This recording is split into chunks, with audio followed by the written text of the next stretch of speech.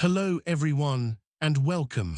When we talk about the Great Depression, most of us immediately picture the grim soup lines of the 1930s, the Dust Bowl, and President Roosevelt's New Deal. It's a defining moment in modern history, forever etched into our collective memory. But what if I told you there was another, even longer, period of profound economic pain and stagnation that predated it? A global downturn that shaped the very world we live in, yet remains largely forgotten.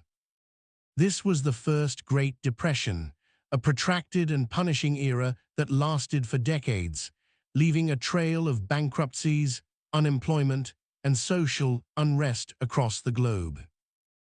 And the uncomfortable truth is, many of the harsh lessons it taught us, we seem to stubbornly ignore to this very day.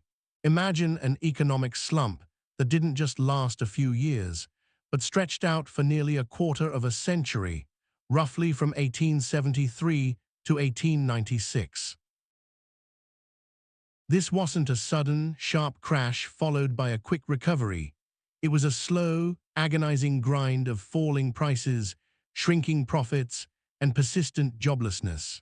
Historians and economists refer to it as the Long Depression, and it was a global phenomenon, striking hard in the United States and across Europe, profoundly altering societies and governments. To understand its profound impact and the lessons it offers, we need to trace its insidious unfolding. The groundwork for this extended malaise was laid during a period of incredible growth and technological advancement following the American Civil War and the unification of Germany. Railroads were rapidly expanding across continents, factories were churning out goods at an unprecedented pace, and agricultural production was booming. There was a sense of boundless optimism, but beneath the surface, cracks were beginning to show. Investment in railways, particularly in the United States, became increasingly speculative, often fueled by debt. European banks eagerly financed these ventures. Simultaneously, a surge in industrial capacity meant that factories could produce far more goods than consumers could readily buy, leading to what we now call overproduction. The actual trigger event, the spark that ignited this long fuse, arrived in 1873. It began with the Vienna stock market crash in May, a financial panic that quickly spread across Europe.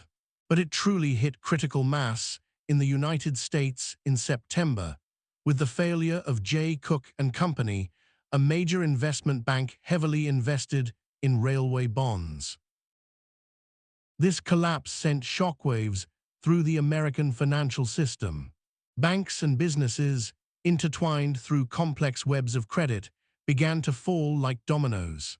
Stock markets plunged, credit dried up, and a general sense of panic gripped the nation. But unlike the 1930s depression, which saw a relatively sharp bottom followed by efforts at recovery, the First Great Depression just lingered. Prices for manufactured goods and agricultural products relentlessly fell, year after year. This deflationary spiral meant that debts became harder to pay off, as the money earned was worth less than the money borrowed. Farmers who had expanded production expecting high prices found their crops selling for less than the cost of production. Factories, unable to sell their goods, laid off workers, leading to widespread unemployment and wage cuts. The sheer duration of this economic agony distinguished it from earlier downturns and gave it its unique, debilitating character. Governments, largely adhering to a philosophy of laissez-faire, believing that the market would naturally correct itself, did little to intervene, allowing the pain to run its course. This global slowdown was exacerbated by the adherence of most major economies to the gold standard, which fixed currency values to a specific amount of gold. While seemingly stable, this rigid system meant that during a period of declining gold discoveries relative to economic output, It created a chronic shortage of money, intensifying the deflationary pressures and making it incredibly difficult for governments to expand the money supply and stimulate their economies. From a scientific, or rather economic perspective, the Long Depression illustrates several critical principles. First, it highlights the dangers of asset bubbles and speculative excess. The railway boom was a classic example of capital being misallocated based on inflated expectations, leading to a massive bust when reality set in. Second, it powerfully demonstrates the destructive nature of a prolonged deflationary spiral. When prices consistently fall, consumers postpone purchases, hoping for even lower prices, and businesses delay investment, further suppressing demand and trapping the economy in a vicious cycle. Debts become more burdensome, increasing bankruptcies. Third, and crucially, it revealed the limitations of a rigid gold standard during a widespread downturn. While it provided monetary stability in some ways, it tied the hands of governments, preventing them from using monetary policy like lowering interest rates or increasing the money supply to combat deflation and stimulate recovery. There was no lender of last resort like a modern central bank to inject liquidity into a collapsing financial system. Finally, it underscored the perils of overproduction combined with underconsumption. So what are the practical lessons and common mistakes from this period that we, perhaps, still ignore?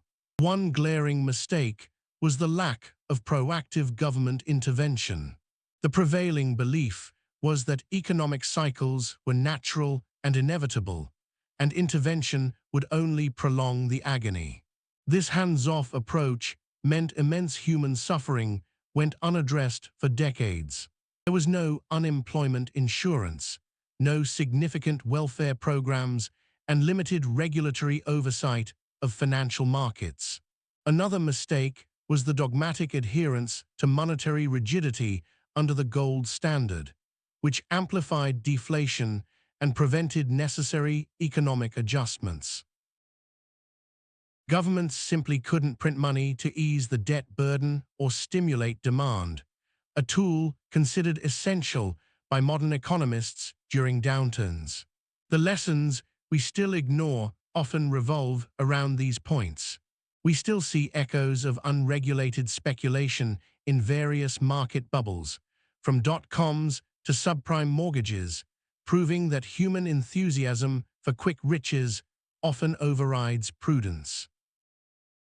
The argument for minimal government intervention resurfaces during every crisis, despite historical evidence that strategic action can mitigate severity. We sometimes forget the fragility of global financial systems and how a crisis in one part of the world can quickly cascade, just as the panic of 1873 demonstrated global interconnectedness even then.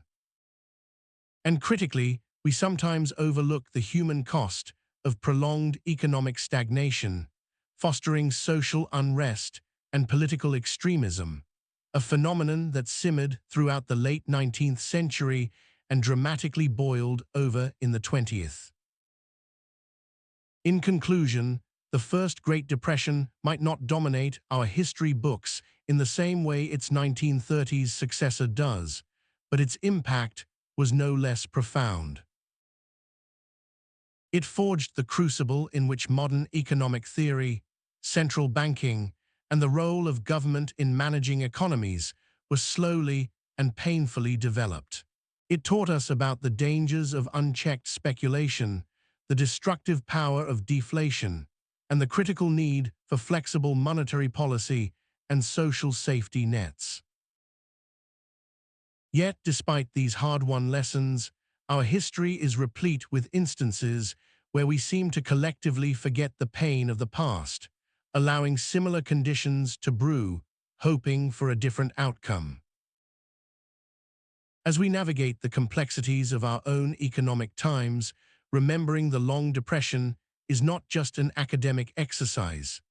It's a vital reminder that understanding history isn't just about what happened, but about recognizing the enduring patterns and making sure that the hard-won wisdom of the past isn't simply ignored until it's too late.